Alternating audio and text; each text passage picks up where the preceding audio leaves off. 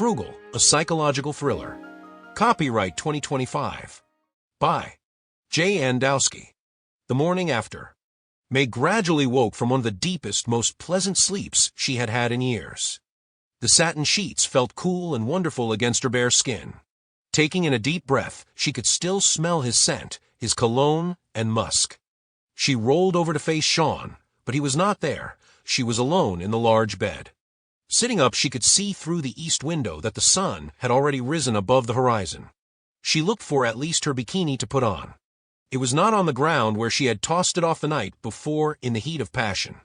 Instead, she spotted a new outfit laid out on a chair facing her by the north floor-to-ceiling windows. She stood, nothing covering her, and approached the chair. Draped upon the chair was an amazing modern light sky blue silk robe kimono with a single large motif of a cherry blossom tree. She noticed the pattern was not printed or even hand-painted onto the fabric. It was delicately woven into the silk design. The label inside the garment was written Chi Kung Sintailong 11. Seeing her handbag on the cherry wood dresser on the east wall, she went to it and took out her phone. She returned to the kimono on the chair. Using a translation program on her phone, she translated the label. It read Saito Jotaro 11. She looked up the designer and found the dress. She was shocked to discover it was a one-of-a-kind robe kimono, worth $20,000 or more. She gingerly picked it up and looked at it. You should be hanging on a museum wall, not on me. Examining it, she realized she had no idea how to properly wear it and tie it. It was then a knock came to the door. She instinctively held the kimono up against her to cover her nudity. She turned to face the door on the south wall.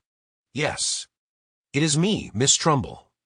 Riko Sato identified herself. Mr. Brighton asked me to personally help you dress. Yes, please. Come in, Miss Sato. I could use the help. Riko entered the bedroom and closed the door behind her.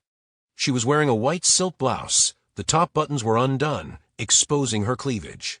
It was apparent she was not wearing a bra.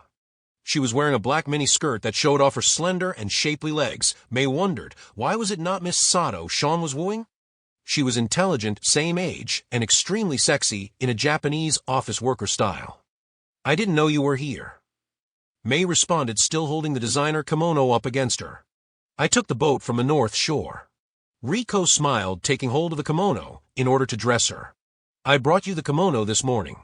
Please turn around and I will help you put it on. As May turned, exposing herself, Riko looked at her. Mr. Brighton was right. You do have a perfect piku. Piku. May held out her arms as Riko slipped the kimono on her. Is Chinese for rear behind. But you're Japanese. Riko smiled as she began to wrap May into the kimono. She properly tied the obi firmly around her waist. The obi matched the color of the cherry blossoms. Yes, I am. But Mr. Brighton likes the word piku. He feels it has a firm and rounded sound to it, piku. A much nicer description than rear, tush, fanny, bottom, but booty, ass. Wouldn't you agree? No. Piku. May said the word. Yeah, I see what he means. Piku. Riko and May both laughed. May was escorted by Riko to the dining room downstairs. Sean was at the head of the table. May thought the table was very intimate for such a large mansion dining room. It could only sit 6 people at most. It looked too small for the room. Sean was having a cup of coffee and was reading something on a tablet computer. Good morning. May greeted Sean as she entered the room. He placed the tablet down and looked up at May in the designer kimono. You are making me start to appreciate high fashion. You look extremely beautiful in that. Then again, you're more beautiful in nothing at all. May smiled. Charles helped her to sit at the other end of the small dining room table. You should take a picture of me. I would love copies of me in this to show Minnie, Patricia, and Ms. Ziegfeld. I already have. He pointed at one of the security cameras that were mounted on one of the ceiling corners and another behind her in the opposite corner. Would you like 8x10s wallet size or 20x30 poster size? I can have it framed. He grinned at her and then turned his attention towards Charles. You may serve breakfast now. Charles bowed his head slightly and went to the kitchen. Riko did not sit at the table. Instead, she took the coffee pot from the butler's table and served May. Sean held up his cup for a refill. After topping off his cup, she stood to the side on the ready for any further instructions. What were you reading? The Wall Street Journal? The Financial Times? Forbes? May asked, wanting to understand and be part of his world more. No.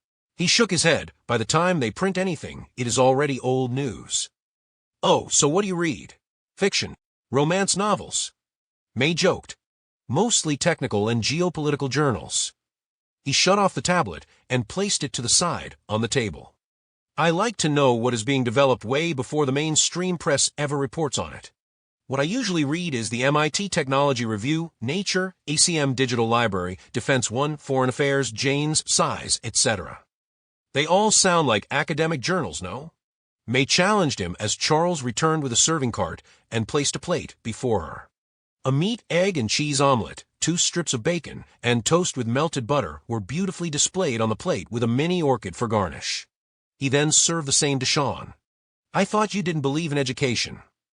Some are, but some are from think tanks. And no, that is not what I said. What I said was that it is not worth spending over $300,000 for a university degree from an Ivy League school. My subscriptions cost me less than $2,000 a year. 1 year at a brand name school would cost $75,000. He took a forkful of the omelet. I never said I oppose education. I am a strong believer in education. Knowledge is power. May quoted. Mr. Brighton believes knowledge is power if you have the intelligence to use it. Riko injected. Oh. May replied to Riko as Charles filled her wine goblet with a mimosa, orange juice with champagne. A book is full of knowledge. Knowledge it will never forget. Does it have power? Can the book use the knowledge? He asked her, sipping his mimosa. Well, no. Of course not. She concurred. She looked at Riko, standing silently again. Did you tell Riko I have a perfect PQ? You do. He nonchalantly answered. Oh, do you like boats? May nodded yes. She had fond memories of her youth growing up in Westchester County. Her parents' house was only a bike ride away from the Long Island Sound. All her friends' families owned small private yachts. Several of them lived on the water, or lived only walking distance from it. Her parents could never afford their own boat. In spite that fact, she was lucky to be often invited onto her friends. Sean's question made her think of those wonderful summers on the waters of the Long Island Sound. Sailing and swimming offer wealthier friends small leisure crafts. It wasn't until her parents had passed away that she learned how much they had struggled to live in such a wealthy suburb of New York City.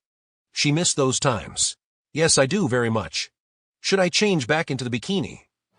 No, what you're wearing is perfect for this boat.